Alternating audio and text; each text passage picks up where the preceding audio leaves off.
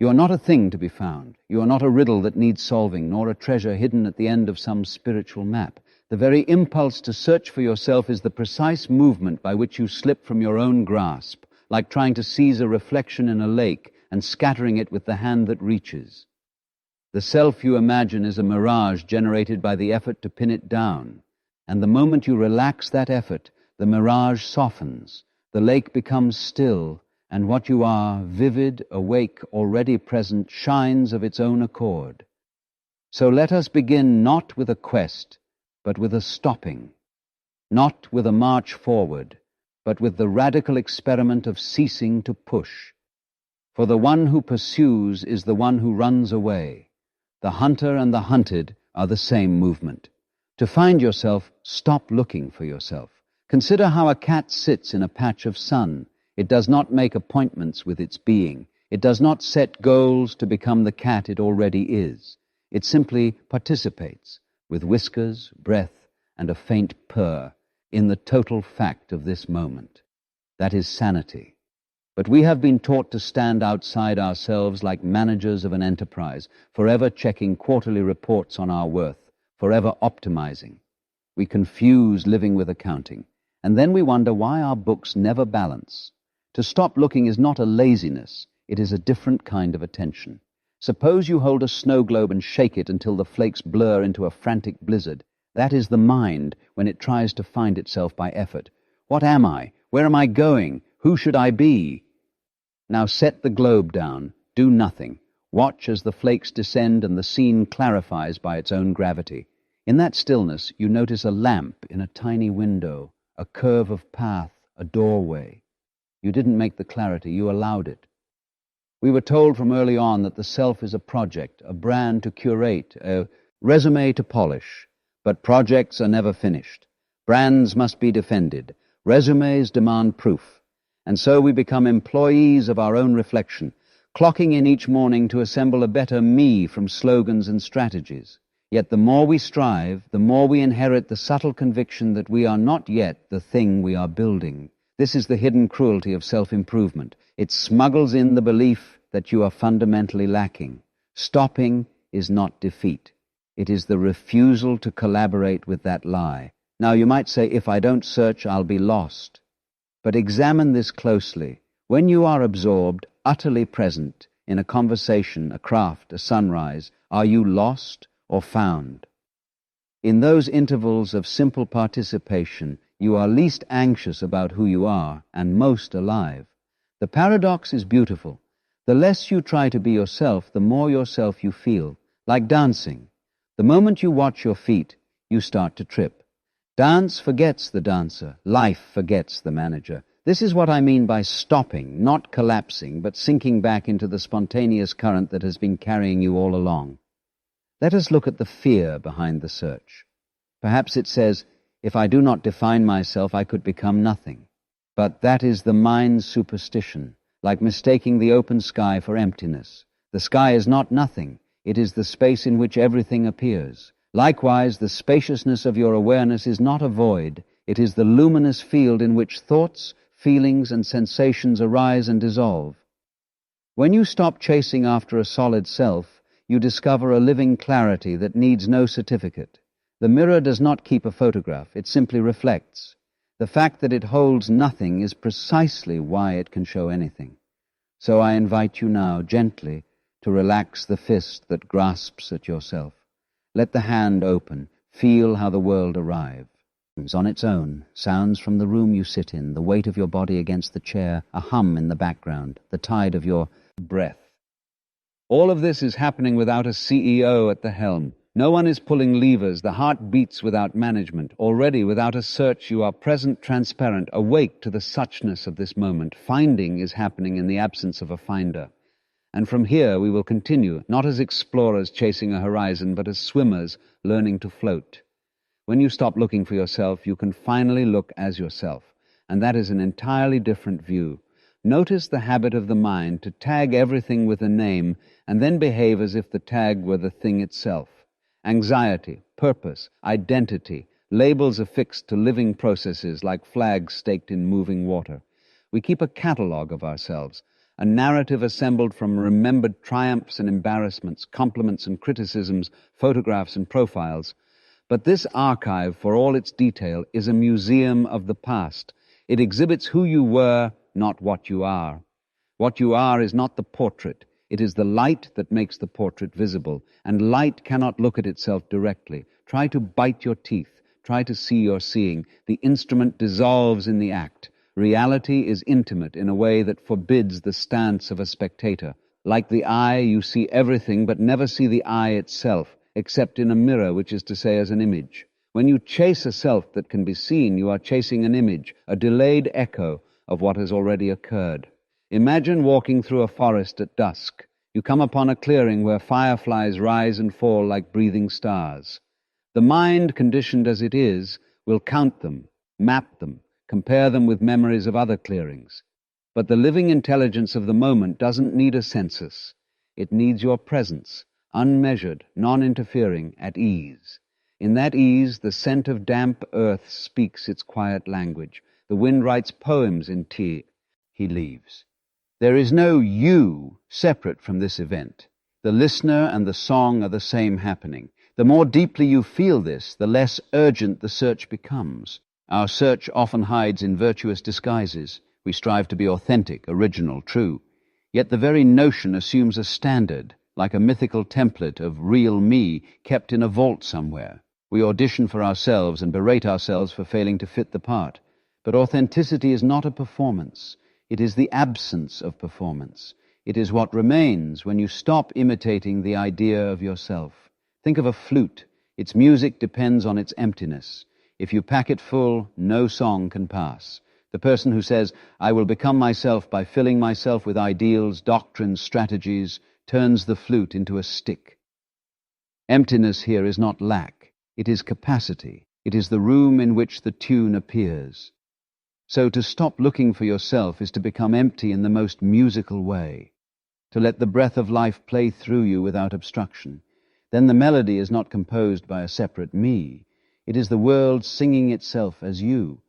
You might wonder, but if I don't search, how do I deal with my sorrows, my anxieties, the stories that loop like a scratched record? Here is a small practice disguised as no practice at all. When anxiety arises, do not turn it into a problem. Let it arrive like weather. Feel where it lives in the body. Perhaps a tightening in the belly, a flutter behind the ribs. Give it the gentle courtesy you would extend to a guest who has knocked on your door in the rain. Offer it tea. Sit together. No analysis, no agenda, simply presence. You will find that feelings treated this way reveal themselves for what they are. Ripples on a vast lake, moving through by the nameless patience of the water itself. The lake doesn't have to fix the ripples. It only has to be water. And this, you set, is already the end of the search, because the search presupposes that your present experience is insufficient, that salvation lies later, elsewhere. But life is a banquet served only in courses of now. There is no kitchen in the future. Every taste happens here. Even the thought of tomorrow occurs today. So the religion of later becomes a postponement of living.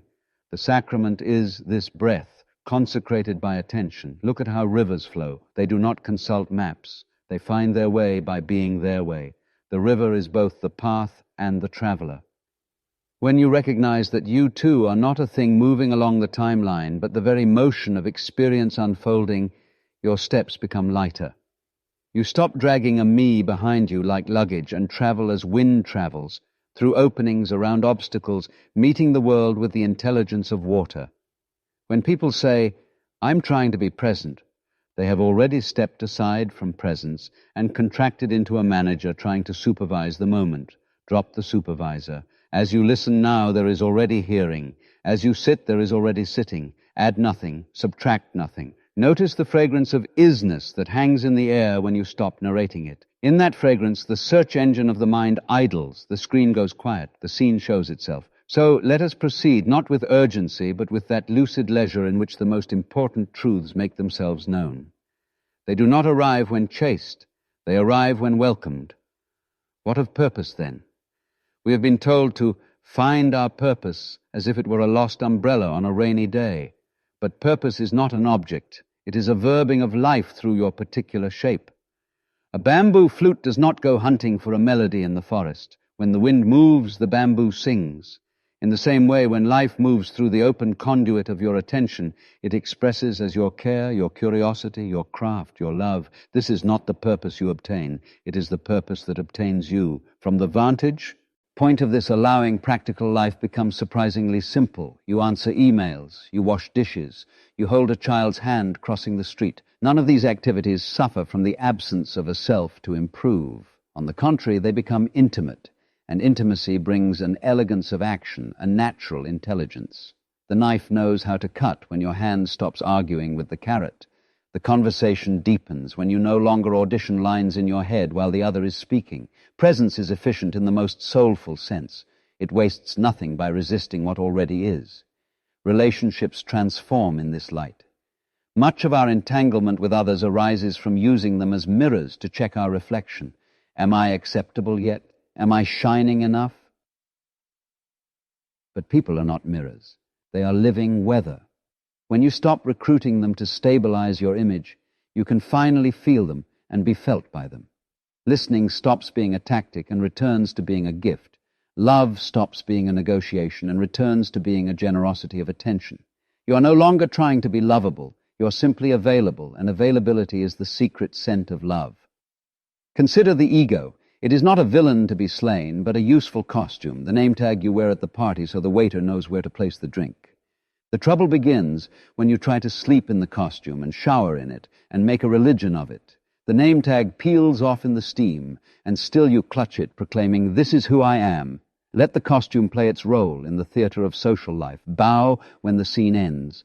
Step backstage into the quiet where the actor breathes without a mask.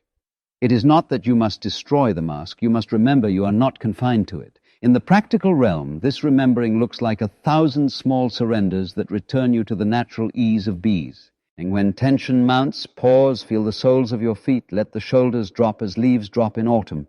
When the mind chatters, do not wrestle. Turn your attention, like a lantern, to the sensation of breath at the nostrils. You are not escaping. You are rejoining the basic ceremony of life happening now. There is always a ceremony going on. The cup warming your hands, the sound of rain drilling soft holes in the silence, the chest rising and falling. Attend the ceremony, and the question, "Who am I?" grows quiet, not because it was answered, but because it dissolved into intimacy. This intimacy contains its own guidance. Suppose a dilemma appears. Take this job or that, stay or go. Do not press your ear against the future, trying to hear an announcement. Instead, bring full, unarguing presence to each option as it feels in your body, not as it looks in your fantasies. One may bring a contraction, the other, a sense of breathable space. Move towards space. The river knows. It is not superstition. It is sensitivity. The kind of intelligence long neglected in the rush to live from the neck up. The transformation here is not dramatic. It does not trumpet. It is more like mist dissolving as the sun rises, or like the way a room feels different when a window is opened. You become lighter by forgetting to be heavy. You become wiser by forgetting to be clever. There is less friction because there is less self to rub against the world. And what remains is not blankness, it is vividness. The taste of an apple cracking under your teeth, the sudden laughter of a stranger on a bus, the warmth of water on your back in the shower. Life reveals its textures because you have stopped covering them with your plan. You may find that your creativity awakens as well, not because you adopted a new technique, but because you cease to judge the early drafts as proof of your insufficiency. You let the sketch be messy, the melody falter, the sentence wander. In that generosity, the world collaborates, the poem writes you, the clay instructs your hands. This is what it means to work from participation rather than from performance. The river of making carries you, and you learn to swim mostly by allowing water to be water. Spiritual freedom, in this humble and thoroughly ordinary sense, is not elsewhere. It is the confidence of a tree to be tree, rooted, responsive to wind, generous with shade. It is the laughter that breaks out when you see that all your efforts to capture yourself were like a fist trying to hold air. Open the hand, feel the air, live. We are nearing the quiet shore of this exploration, where words take off their shoes. There, understanding becomes less a conclusion and more a way of breathing. Let's walk the last stretch together with soft steps. Come sit with me in the simple room of awareness. No decorations necessary. Let the furniture be breath and heartbeat. Let the windows be the senses opening onto the world just as it is. Here, the old search parties retire. They hang their lanterns on the hook by the door, and the darkness they were afraid of becomes the evening's natural velvet. I invite you into a meditation without method, because life itself is the method. Close your eyes if you like, or leave them open and gentle. Feel the fact of sitting or standing. Do not correct the posture. Let the body, this ancient animal, find its own alignment the way a sunflower finds the sun. Hear what is to be heard near and far. Sounds do not need your opinion to be themselves. Let them be waves that pass through the bay of your noticing. Now watch as a thought comes. It may be a sentence about dinner, or a worry about tomorrow, or a commentary about this very practice. Notice how it appears uninvited, performs its small dance, and fades. Another comes, and another. You are not the traffic. You are the sky in which the traffic occurs. The sky does not chase clouds, nor does it resist them. It allows. Verse that allowing is your original kindness toward whatever arises. This kindness is not sentimental. It is spacious. Sense the breath, not to control it, but to be braided with it. Inhale, the world arrives. Exhale, the world departs. Between the two, a pause like a door slightly ajar. Stay near that door. Discover how in the pause there is no manager, no seeker, just the hush of being aware. It is here, in these unpurchased moments, that the search dissolves into the luminous obvious. You are not missing. You have never been missing. You are the openness in which missing and found take their turns like children in a game. If sadness visits, seat it by the window with a view. If joy visits, seat it too. The room is large enough. When fear knocks, let it in and notice how it shrinks in honest daylight. What you are does not need to barricade the door. It knows itself as the room, not as the furniture, and because it is the room, it is free. Free to host anger without becoming anger. Free to host love without clinging to love's fragrance after it passes. This is the quiet sovereignty of awareness. From this sovereignty, life becomes transparent. Decisions are made not by force, but by listening. The body leans toward yes, the way a flower leans toward light. You do not need a script for how to live. You need a sincerity that meets what comes. Sincerity is simply the refusal to pretend that this moment is other than it is. When you meet the moment in its own language, it teaches you your own. That is spiritual education, not memorizing doctrines, but becoming teachable by rain, by laughter, by traffic lights turning green. And now a final image to take with you as a pocket talisman. Imagine standing on the shore at dawn. The sea is a polished slate. A small wave comes and traces a line around your feet, then recedes. In that tracing, you feel the world writing its signature on you and you on it. There is no separation more real than the temporary lines that water draws on sand. The sun steps over the horizon like a quiet king taking his throne, and suddenly everything glows. The gulls cry, the salt on your lips, the gull's swift shadow, your own breath. No search is needed. The treasure is the seeing. The finding is the being. Let this be your gentle instruction. Wherever you are, be there as the room is there for the furniture. Welcoming, unpossessive, clear. Stop looking for yourself, not as a command, but as an act of trust in what already holds you. And when you forget, and you will, smile at the forgetting, the way you smile at a child who has wandered a few steps and then returns. Return as many times as you like. There is no penalty for coming home. Home is not an address. It is the simplicity of this awareness now. As we close, feel the body again. The play of breath, the world arriving and departing within this vast hospitality that you are. Leave 2 windows open, one for the wind of mystery, one for the light of clarity.